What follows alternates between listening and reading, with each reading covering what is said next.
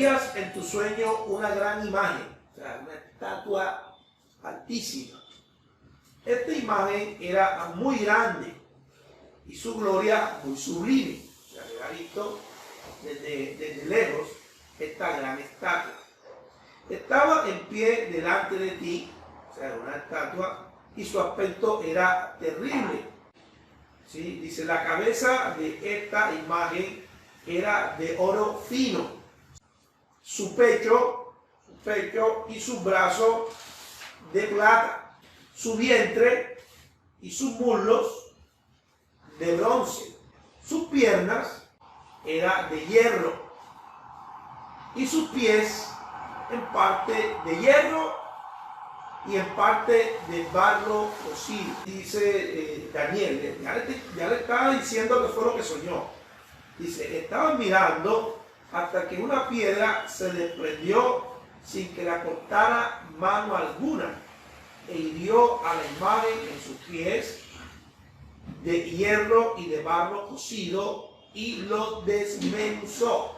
Verso 35 dice, entonces fueron desmenuzados también el hierro y el barro cocido, el bronce, la plata, el oro, y fueron como tamo de las eras del verano, y se los llevó el viento sin que de ellos quedara rastro alguno. Sé que golpeó la piedra contra la base, pero asimismo todo se desplomó y todo se volvió como polvo, así como el polvo que es llevado por el viento, como los tamos de las pequeñas partículas, y se las llevó el viento y no quedó rastro ninguno de ellos. O sea, todo el viento se lo llevó, el oro, el hierro, el barro, el bronce, la plata, fueron arrastrados por el viento, porque todo se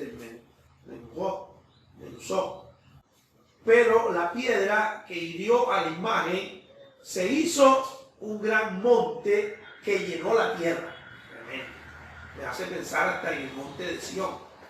Porque cuando veo esta imagen del monte, se me viene la imagen del monte de Sión, donde está, me refiero al monte de Sión, donde está la ciudad de Jerusalén, especialmente la parte del templo, allí en el monte de Sión.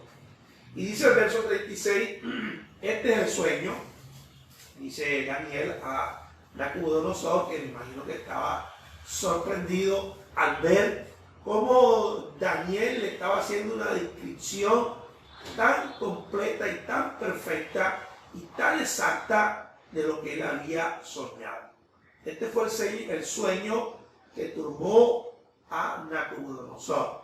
Yo creo que Dios usó este medio de los sueños porque los reyes en aquellos tiempos eran muy místicos y siempre esperaban ser guiados por sueños, por visiones, por palabras que vinieran de espíritus sobrenaturales. Y por eso él estaba rodeado de magos, de astrólogos,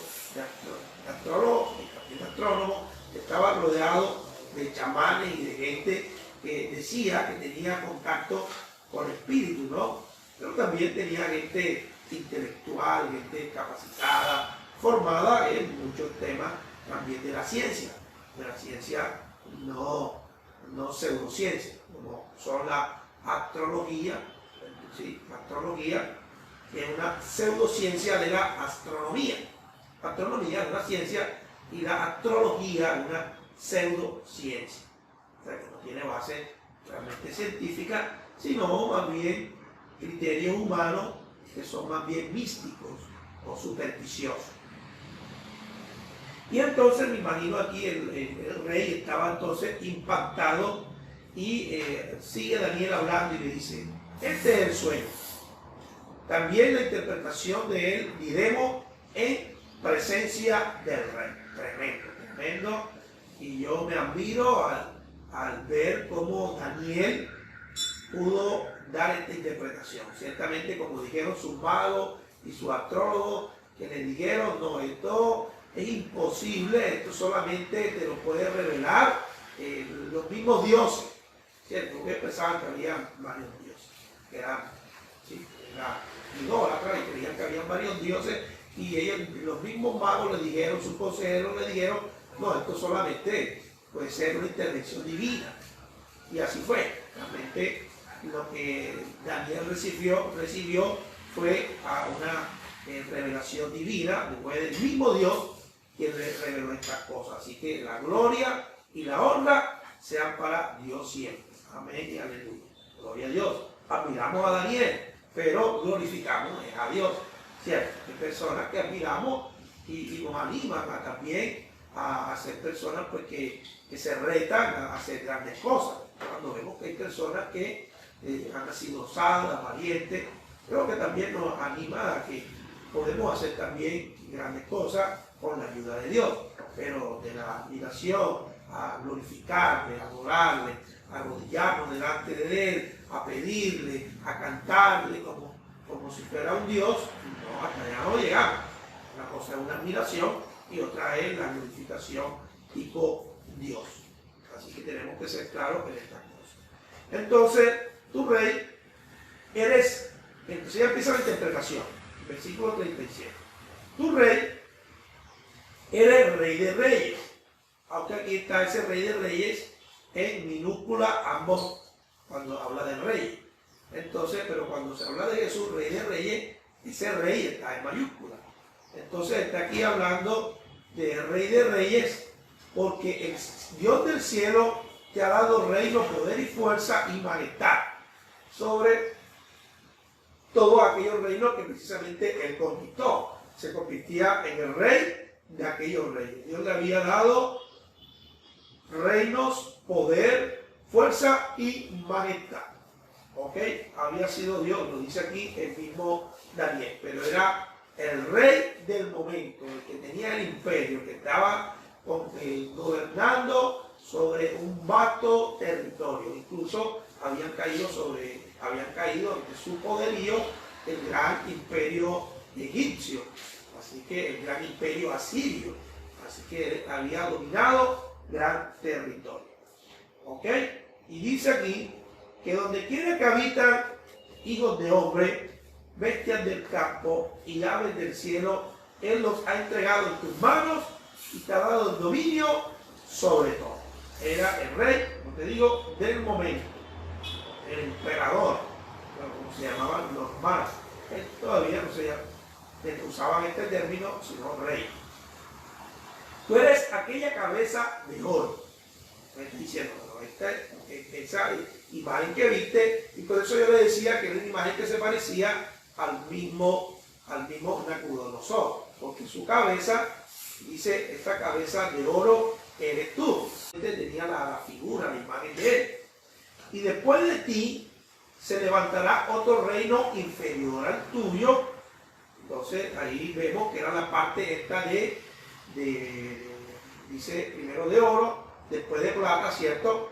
Y vemos que esta parte de plata se refiere a otro reino. Le dice Daniel, después de ti viene otro reino. ¿Qué más dice? Otro reino inferior al tuyo. O sea, un reino quizás de menos gloria de la que tuvo Nabucodonosor, ¿cierto? Y este reino, por supuesto, fue, y se nos aclara en la Biblia, el imperio medo-persa, ¿cierto? El imperio medo-persa. Se conoce a algunos como persas, porque los persas fueron los que sobresalieron entre los medos y los persas. Fueron dos provincias que se unieron para precisamente vencer a los babilónicos, pero entre ellos los más sobresalientes fueron los persas.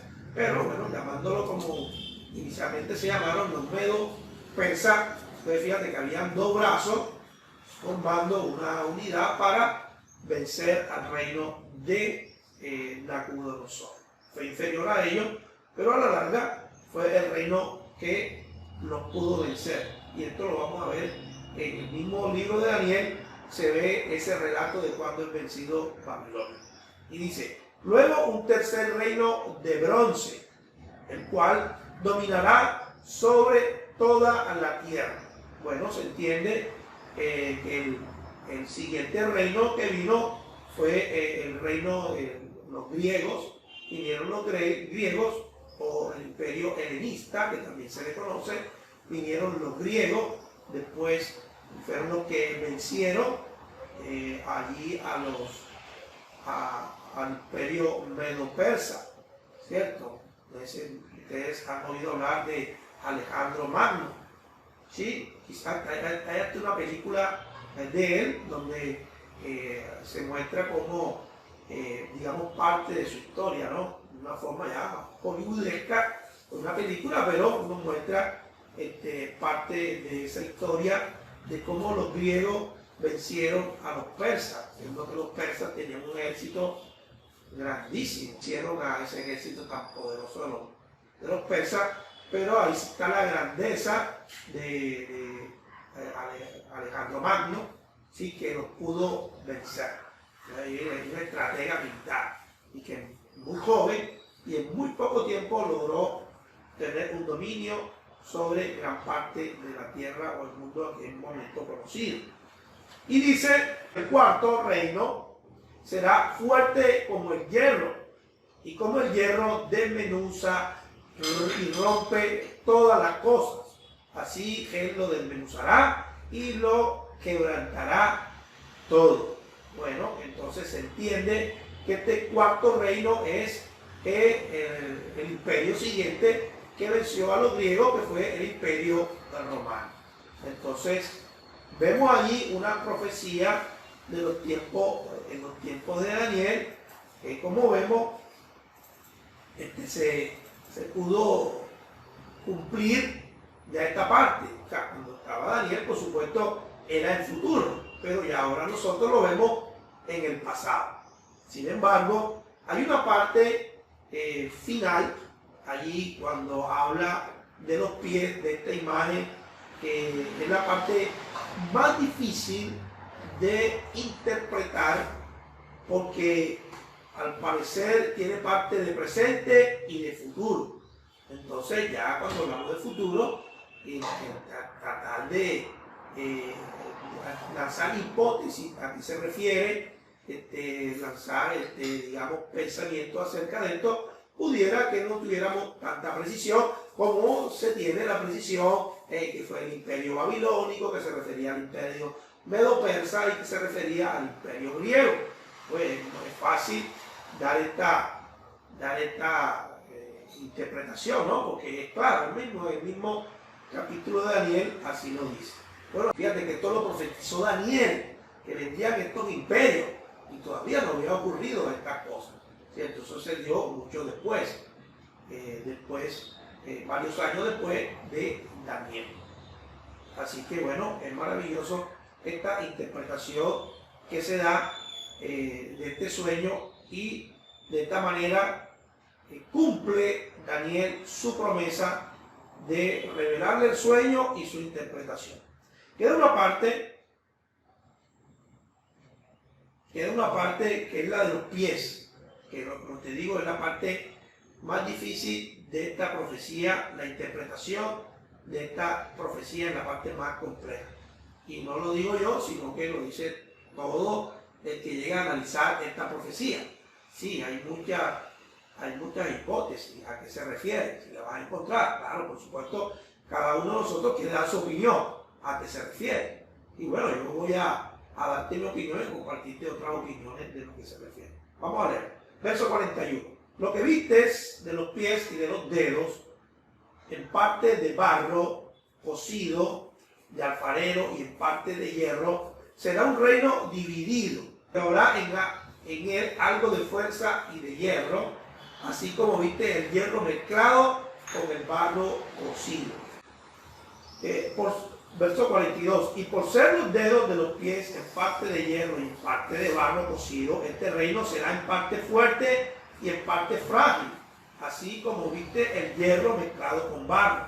Así se mezclarán por medio de alianzas humanas, pero no se unirán el uno con el otro, como el hierro no se mezcla con el barro. Entonces dice que ciertamente, si es una continuación del Imperio Romano, podemos ver esa división que hubo en el Imperio Romano, porque el Imperio Romano a la larga no lo venció ningún otro imperio.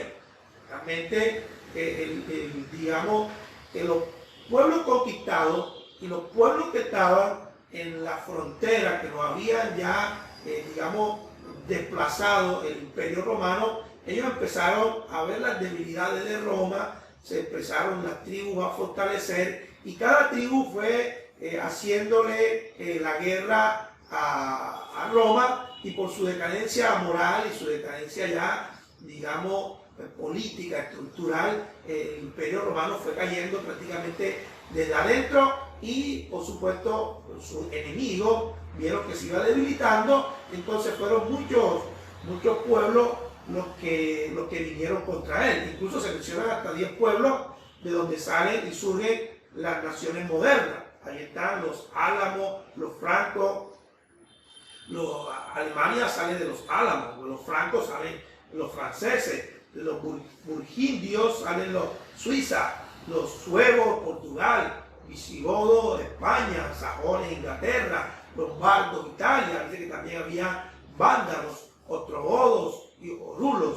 O sea que fíjate que no fue un imperio el que venció a Roma, sino la mezcla o allí el ataque de varios pueblos que ellos a la larga llamaban los bárbaros, ¿cierto? También algunos lo han llevado a mostrar como que esta es la Unión Europea, tratando de mostrar que estos pueblos han hecho alianza. Fíjate que ellos no están unidos como con un solo imperio, sino que son muchas naciones las cuales se han unido a través de alianzas.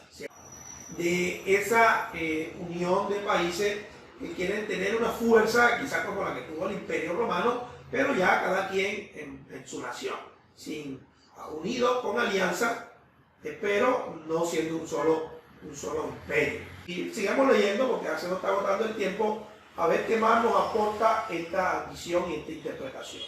Y dice: en los días de estos reyes, el Dios del cielo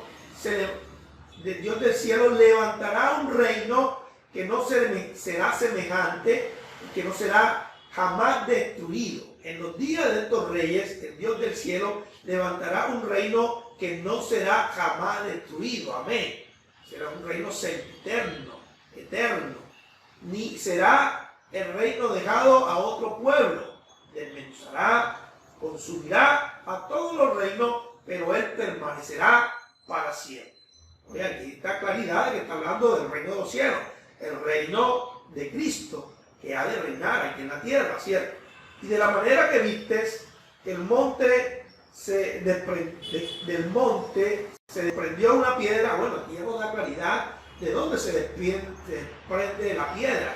Se desprende entonces de un monte, sin que la cortara mano alguna, o sea que ya viene una intervención divina. Y se desprendió una piedra sin que la cortara mano alguna, la cual desmenuzó el hierro, el bronce, el barro, la plata y el oro. O sea que este imperio definitivamente vence a todos los imperios y él queda reinando para siempre. No va a haber después de este reino un imperio más y que pueda aún vencer a este imperio, porque el imperio es el reino de Dios, el reino de Cristo, que es de reinar para siempre en la tierra. El gran Dios ha mostrado al rey lo que ha de acontecer en lo porvenir, y el sueño es verdadero y fiel su interpretación. Entonces aquí de esa confianza de que ha sido un sueño verdadero y una interpretación fiel también. Maravilloso. En este punto final de allí de la interpretación vemos varios detalles, ¿no? Dice que en los tiempos de estos reyes nacería un nuevo imperio que destruiría estos imperios. Bueno, yo creo que aquí hay dos etapas. Una, de que cuando nació Jesucristo, ciertamente el reino de los cielos vino aquí a la tierra, ¿cierto? Porque solamente estamos hablando en la manera espiritual, aunque aquí se nos está hablando de imperio físico. Yo quiero también mirar que había también un solo imperio, digamos, espiritual, que era el imperio de Satanás gobernando sobre toda la tierra. ¿Ok? Bueno, y quizás también todos estos reinos que hablan ahí son de vanagloria, realmente, porque sobre ellos estaba el imperio satánico que realmente gobernaba sobre todas las naciones, ¿cierto? Excepto pues sobre el pueblo de Israel, que era ahí un puntico que Dios tenía un pueblo suyo de él. Pero pues, realmente vino el reino de los cielos aquí en la tierra cuando vino el Rey de Reyes aquí a la tierra, cuando el Rey de los cielos descendió aquí a la tierra para establecer su reino. Y ahora nosotros, los cristianos, nos pasamos del reino de Satanás al reino de Cristo cuando lo aceptamos como el Rey de nuestra vida. Entonces allí dice, cuando estuviera este imperio, el último de estos 4 imperios, ¿sí? nacería un nuevo imperio. Y yo creo que ya el crecimiento del reino de los cielos se está dando aquí en la tierra. Ciertamente ya va a venir en lo físico un momento en que Cristo se manifestará ya por segunda vez, ya físicamente, y establecerá su reino físico aquí en la tierra. Pero ya estamos en la etapa de que cuando vino Jesucristo, ya en la parte espiritual, allí Cristo ha ido extendiendo su reino. Y nosotros con la predicación del Evangelio extendemos el reino de los cielos aquí en la tierra. Amén. Entonces fíjate y terminamos ahí la lectura de este capítulo. Entonces el rey Nabucodonosor se postró sobre su rostro y se humilló ante Daniel y mandó que se le ofrecieran presentes e incienso.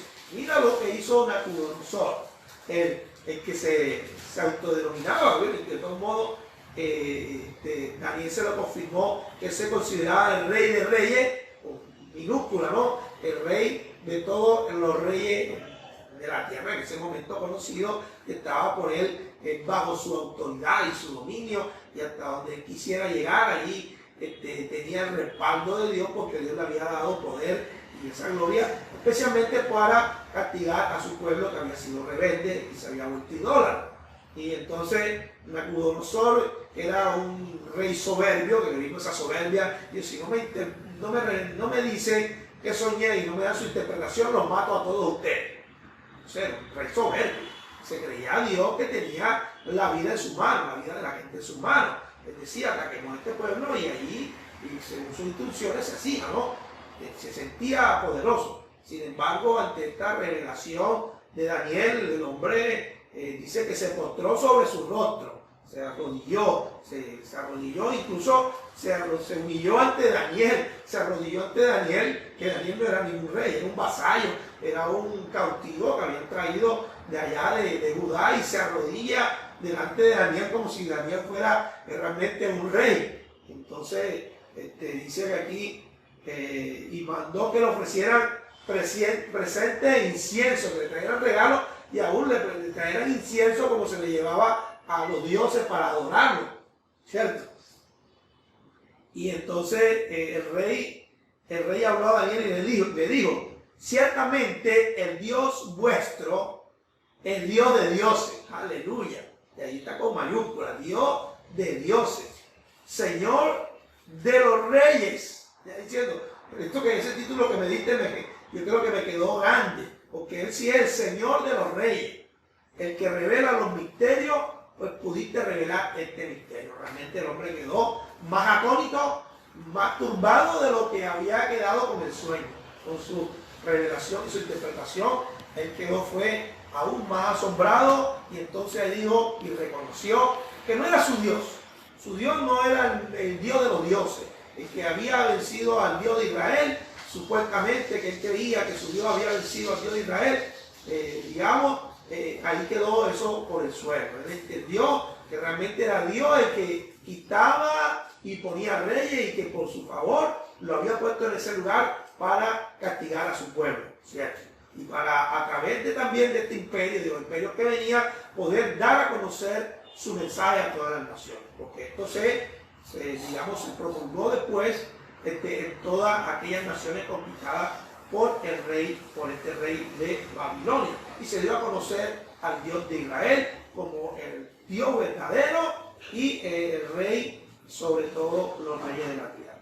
Entonces el rey engrandeció a Daniel y le dio muchos honores y grandes dones, o sea, grandes regalos, y lo hizo gobernador de toda la provincia de Babilonia, o sea, de la ciudad principal, de la capital, lo hizo gobernador.